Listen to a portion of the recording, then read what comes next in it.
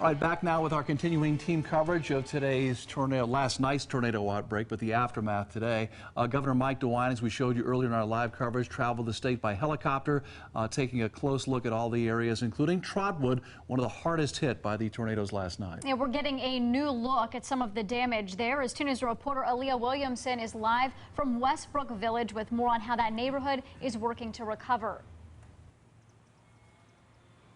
It's been an exhausting day for many out here in Trotwood. Mentally exhausting, emotionally exhausting, physically exhausting. But one thing that has not slowed down is the neighborhood response, the community response. We've seen people out here volunteering to take the debris out of their neighbors' homes. They've worked tirelessly to make piles like this. All of this debris was on top of someone else's home in their yards, but 2 volunteers have been working for hours to make this pile that you can see is as tall as me. And if you take a look over here, you'll see another tall pile, but this one unfortunately is blocking a sidewalk. Now, I'm sure they'll be working to clear this as well, but this is just a small indication of the cleanup efforts that are going on right now.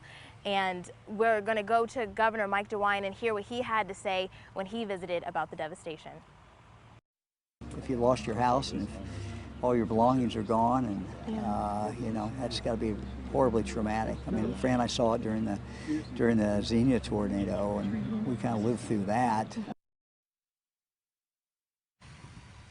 Again, people have been working all day. As you can see, so this is some of the debris that's been collected by the volunteers. You can see them right here behind me. And also we saw Vectren Gas. They're here responding as well. So hopefully by the end of the night, we can at least say that we made a dent and some progress in the devastation. For now in Trotwood, I'm Aaliyah Williamson, 2 News working for you.